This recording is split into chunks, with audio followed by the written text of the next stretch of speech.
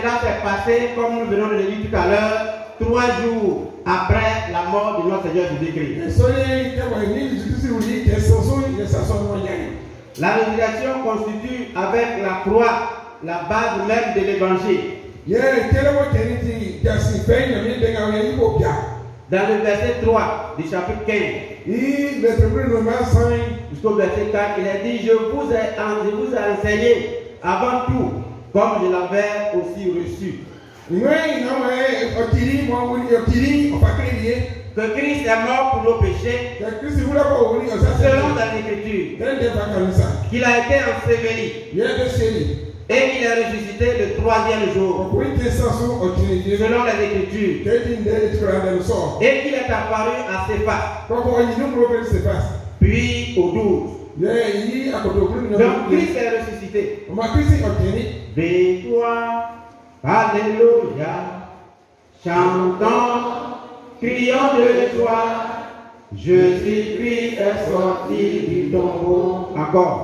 Victoire, victoire, alléluia, alléluia, chantons, crions de joie, Jésus-Christ est sorti du tombeau. Galilée, Galilée, Galilée, Galilée, Galilée, je viens de la Galilée.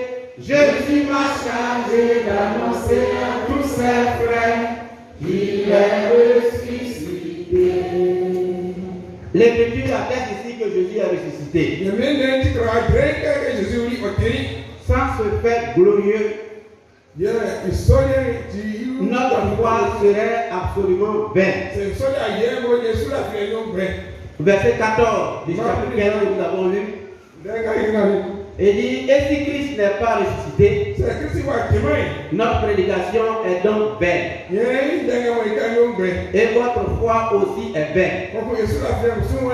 Il se trouve même que nous sommes de faux témoins à l'égard de Dieu. Puisque nous avons témoigné contre Christ, contre Dieu, qu'il a ressuscité. Il a ressuscité Christ, tandis qu'il n'aurait pas ressuscité. Car si la mort ne ressuscite point, Christ non plus ne serait pas ressuscité. Et votre foi est vaine. Vous êtes encore dans vos péchés. Voilà la véracité de la parole de Dieu. Mais notre Seigneur Jésus-Christ est ressuscité. Vous et moi, nous devons croire en cette résurrection. La résurrection de Christ était enseignée dans l'Ancien Testament. On va pas lire compte tenu du temps, mais si vous vérifiez dans Luc 24, verset 44 à 46, il est dit ceci. C'est là ce que je vous disais. Lorsque j'étais encore avec vous, ça sont les paroles qui sortaient de la bouche de notre Seigneur Jésus-Christ. Il a dit cela à ses disciples. Il fallait que s'accomplisse tout ce qui est écrit dans tout ce qui est écrit de moi-même. Dans la loi de Moïse, dans les prophètes et dans les psaumes. Ainsi il est écrit que le Christ souffrirait et qu'il ressusciterait des morts le 3e jour. Donc la résurrection de Christ est attestée aussi dans l'Ancien Testament. Jésus-Christ lui-même en avait averti les disciples comme l'on le dit. Dans Matthieu 17, 22 à 23, on va lire. Pendant qu'il parcourait la Galilée, Jésus leur dit, le Fils de l'homme doit être livré entre les mains des hommes. Et ils le feront mourir. Et le 3e jour, il ressuscitera. Il y a un artiste chanteur du nom de Tangara speak Bouddha. C'est un musulman. Il croit en Mahomet. Mais Mahomet est mort, n'est pas ressuscité. Mais Jésus qui est mort, il a souffert, il est mort ressuscité. Et il a dit dans la chanson que Jésus n'est pas ressuscité. Il ne dit pas ça dans sa maison. Mais il chante ça sur les antennes. Il est où aujourd'hui? Si Jésus n'est pas ressuscité, quand il va aller au ciel, il va voir. Donc nous devons croire en la résurrection de notre Seigneur. Après une mort dûment constatée. Et toutes les précautions prises par les autorités à l'époque pour empêcher toute percherie. Le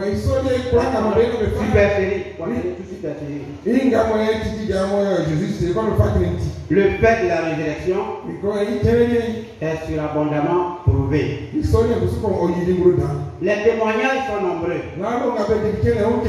et concordants. Nous avons lu dans le texte ici. Les femmes l'ont constaté.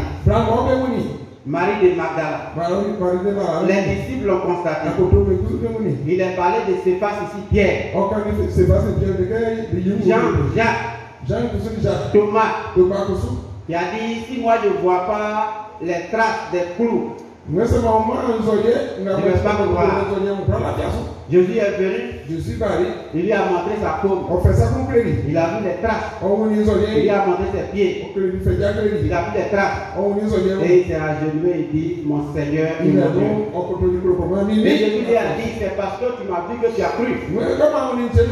Heureux tous ceux qui croient sans avoir vu.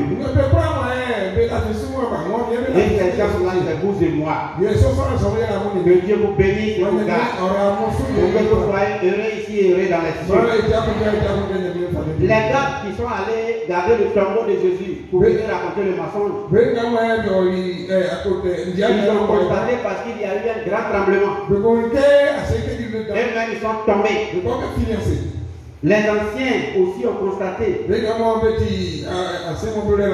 disciples de Maïs aussi ont constaté la résurrection. Il a dit dans notre texte, il y a plus de 500 frères. Dans 1 Corinthiens chapitre 15, verset 6 que nous avons lu. Donc les 11 apôtres, disons, les 11 apôtres l'ont constaté. Puisque l'autre allait se suicider. Et Saul de Tarse, qui raconte ici lui-même, il a constaté sur la route de Damas. C'est dit que la résurrection est vraie. Mais si Jésus est ressuscité, quelles sont les conséquences de la résurrection? Les conséquences, c'est une suite logique d'un fait. C'est l'impact de la résurrection. Si vous voulez le fruit, il y a beaucoup de suites logiques. Oui, Jésus est ressuscité, c'est vrai, mais est-ce qu'on gagne quelque chose? Il y a beaucoup de choses, mais je voudrais rappeler quelques faits. Le premier élément que je voudrais rappeler ici, pour Jésus-Christ lui-même, s'il est ressuscité, il est déclaré Fils de Dieu. Dans Romains chapitre 1, verset 4. Fils de Dieu avec puissance. Selon l'esprit de sainteté. Par sa résurrection d'entre les morts. Jésus-Christ est le Seigneur des Seigneurs. Il est le Sauveur des Sauveurs. Donc nous sommes dans des bonnes mains. Il dit tout pouvoir lui a été donné dans les cieux et sur la terre. Dans Matthieu 28, verset 18. Donc si nous disons que Jésus est Seigneur, nous avons raison. Et quand tu dis que quelqu'un est ton Seigneur, il faut obéir en donnant à ce que ton Seigneur dit. Mais si tu penses que si tu dis que Jésus a ressuscité et qu'il est ton Seigneur, mais tu contestes toujours la parole de Dieu, c'est que tu ne crois pas en la résurrection. Donc notre Seigneur Jésus-Christ, il est ressuscité, il est le Seigneur des Seigneurs. Il est le roi des rois. Il est désormais assis à la droite de Dieu, couronné de gloire et d'honneur. Et si nous croyons en la résurrection, vous et moi aussi nous serons glorifiés. Nous serons honorés dans les cieux. Dans Pierre, la parole de Dieu l'atteste. Et dit quand nous serons au ciel, ce ne sont pas les hommes qui vont nous honorer, mais ce sont les anges. Les anges sont plus importants que nous les hommes. Les honneurs des hommes passent. On peut te leurrer aujourd'hui et puis te crucifier demain. Mais parce que Jésus-Christ a ressuscité, il est le Seigneur, il est assis à la droite de Dieu. Nous serons honorés, nous serons glorifiés. C'est vraiment une grâce. En attendant de revenir pour établir son règne sur la terre.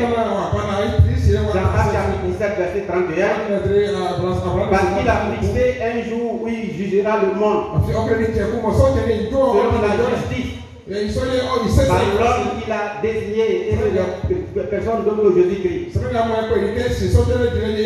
C'est donc qu'il a donné à tous une preuve certaine en la résurrection des morts. Donc notre Seigneur est le Seigneur des Seigneurs. Il est mon Seigneur, il est ton Seigneur.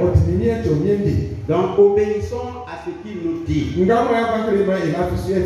serons honorés dans ce monde, honorés dans les cieux. Ça c'est la conséquence concernant notre Seigneur Jésus-Christ. Et en ce qui nous concerne, nous les croyons. Qu'est-ce que nous gagnons? Il y a beaucoup de choses. Je vais rappeler quelques éléments. Pour les croyants, la résurrection est le gage de notre salut. Actes chapitre 4, verset 12. 1 Corinthiens chapitre 15, verset 17. Verset 20. Nous l'avons lu dans le texte. Je rappelle encore, il dit si Christ n'est pas ressuscité, votre foi est belle. Vous êtes encore dans vos péchés. Et ceux qui demeurent dans leur péché ne seront point le royaume des cieux. Mais si notre Seigneur Jésus est ressuscité, c'est que nous serons au ciel avec lui. Il n'y a de salut en aucun autre. Dans les cieux, sur la terre, dans les environs, le salut se trouve en Jésus-Christ. Le salut est réservé. Ah, vous êtes formidables. Acclamons encore le Seigneur. Le salut est réservé tous les enfants de Dieu. Le salut est réservé tous les enfants de Dieu. Louez, louez, louez, louez, louez, louez, louez, louez le Seigneur. Nous maintenant, Christ est ressuscité des morts. Il est les prémices de ceux qui sont morts. Comme la nature nous l'enseigne. Elle nous dit en effet que partout la mort engendre la vie. Jésus l'a attesté dans Jean 12, verset 24. Il dit en vérité, je vous le dis, si le grain de blé qui est tombé en terre ne meurt, il reste seul. Mais s'il meurt, il porte beaucoup de fruits. C'est parce que Jésus est mort que nous parlons de la vie éternelle. Donc, s'il n'est pas mort, nous aurons pris en vain. Mais gloire soit rendue à Dieu. Jésus est mort, il est ressuscité. C'est le gage de notre salut. Ça dit que nous serons sauvés. Aujourd'hui, nous sommes sauvés. Il ne doit pas avoir de doute dans cette foi. On doit croire. Ça, c'est un des bénéfices de la résurrection. L'autre bénéfice, la résurrection est le gage de notre évangélisation. Nous avons la parole pour annoncer aux autres. Tous ceux qui ont vu Jésus-Christ ressuscité, ils sont retournés avec ce message. Parce que d'autres ne croyaient pas que Jésus-Christ serait ressuscité. Pourquoi devons-nous évangéliser? C'est parce que Christ est ressuscité. Il est mort, il est revenu à la vie. Et dans ce monde, personne ne l'a encore fait. Donc c'est une assurance. Et nous a recommandé aller partout dans le monde et annoncer la résurrection. L'apôtre Paul a annoncé la résurrection. Dans 1 Corinthiens chapitre 15 verset 1. Je vous rappelle, frère, l'évangile que je vous ai annoncé, que vous avez reçu, dans lequel vous avez persévéré, que Christ est ressuscité. Donc nous avons les paroles pour évangéliser. L'évangile que je vous ai annoncé, que vous avez reçu, dans lequel vous avez persévéré. Pierre a dit dans la parole de Dieu, lorsqu'on voulait les empêcher de ne pas parler de Jésus-Christ, de ne pas annoncer la mort et la résurrection de Jésus-Christ. Et moi, ce que j'ai entendu et ce que j'ai vu, c'est-à-dire il a vu la résurrection de Jésus-Christ. Même si on va le tuer, on va le tuer. Si nous n'annonçons pas la résurrection de Jésus-Christ, c'est qu'on ne l'a pas vu, c'est qu'on ne croit pas. Donc, rendons témoignage. La parole de Dieu est vraie. La résurrection de Jésus aussi est le gage de notre autorité.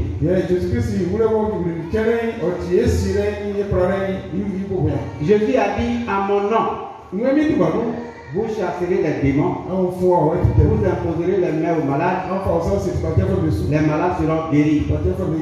L'apôtre Pierre a dit aux paralytiques, au nom de Jésus-Christ ressuscité, lève-toi et marche. Parce qu'il y a la vie dans le nom de Jésus-Christ. Donc nous devons croire. Nous avons cette autorité. C'est malheureux que beaucoup parmi nous, comme je l'ai dit toujours en témoignage, ils croient en Jésus, en sa résurrection, ils prononcent cela, mais ils ont peur du diable, ils ont peur des démons. Il dit, à mon nom, vous chasserez les démons. Mais d'autres ont peur d'aller dans des services, d'habiter dans des maisons. D'autres ont peur d'aller au village. Parce que là-bas, il y a qui là-bas? Il y a les démons, les sorciers. Mais à mon nom, vous allez chasser. Il y a les démons qui te chassent. C'est que tu ne pourras prendre. L'apôtre Jacques, il dit dans Jacques chapitre 4 verset 7, il dit soumettez-vous à Dieu, résistez au diable. Qui peut venir la suite? Acclamons le Seigneur. Mais qu'est-ce que nous constatons? Hein? Qui fuit le diable? Qui fuit? Nous le diable là qui fuit. On fuit le diable. Or, il dit résister au diable. Si tu ne vas pas faire, il faut le résister.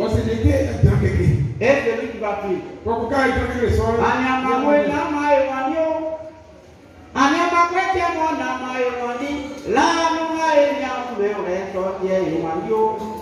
Chrétien, c'est pas Jésus demande et gagnant.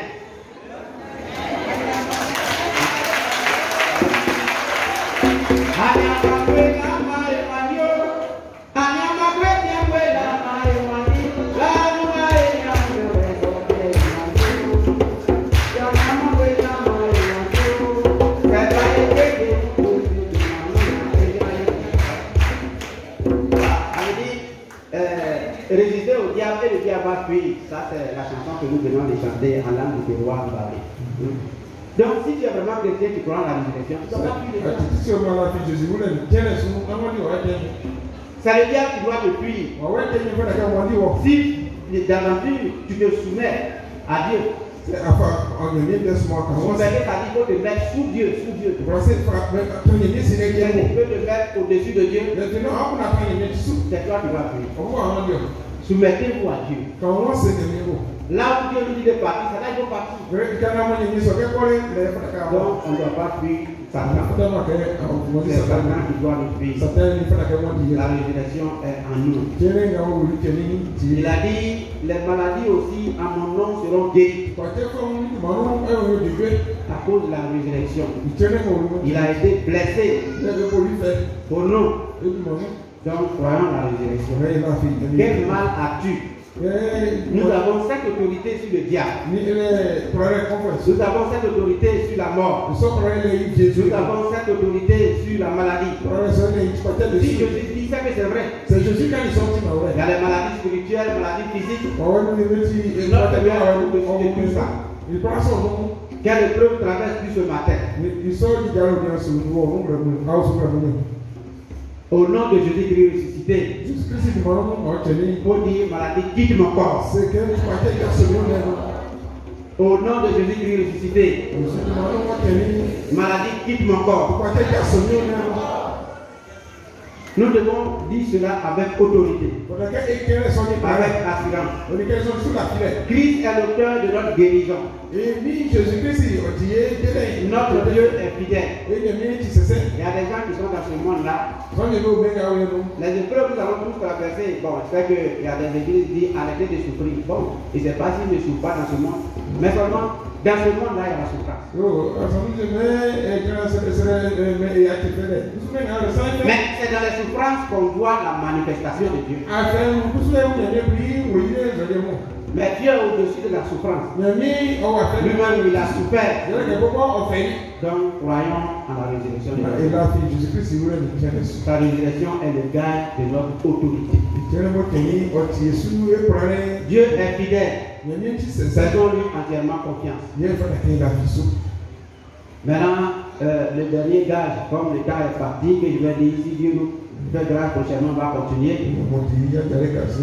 La résurrection de Christ est non seulement le gage de notre autorité, mais aussi le gage des ossements de nos prières. Dans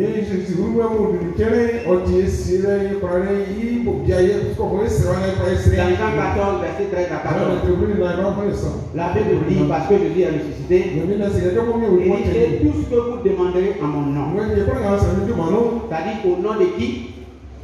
Christ ressuscité. Je le ferai afin que mon Père soit glorifié dans le Fils. Si vous demandez quelque chose en mon nom, au nom de Christ ressuscité, je le ferai. Il le fera parce qu'il est vivant. Celui qui est mort, resté dans le tombeau, ne peut rien faire. Quand nous perdons des parents, on va à leur funérailles. Ils sont couchés.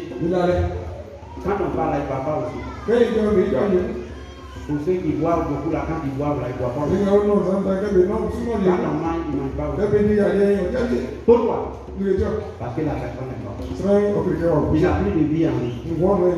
Mais notre Seigneur Jésus-Christ, il est ressuscité. Il n'est pas resté dans le tombeau, mais il est sorti victorieux. Jésus-Christ est le Dieu des vivants et non pas le Dieu des morts. Et sa résurrection ce matin, que Dieu ressuscite tous ceux qui traversent des moments difficiles, qui restaurent vos mariages, qui restaurent vos entreprises, et que la gloire nous revienne à jamais. Notre Dieu est ressuscité. Croyons à cette résurrection. Au nom du Christ Jésus. Amen.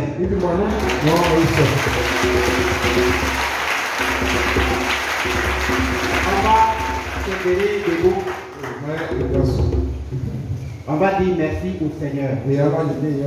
Parce que s'il est ressuscité, nous avons un grand avantage. S'il n'était pas ressuscité, comme on l'a dit, nous aurons cru en vain. Nos péchés encore sont en nous. Mais son sang qui a coulé, comme tout à l'heure le révérend nous a indiqué, par son sang nous avons le pardon de nos péchés. Nous sommes vérifiés. Donc si nous quittons la terre, nous hériterons le royaume de Dieu. Pendant que nous sommes dans ce monde-là, qui nous donne la force de pouvoir rendre témoignage de cette résurrection-là. Et saisissons cette autorité qui nous a donnée pour vivre pleinement notre vie sur la terre. La maladie va nous quitter. L'ennemi va nous quitter. Croyons la parole de Dieu. Donc remercions le Seigneur pour cette grâce. Prions ensemble.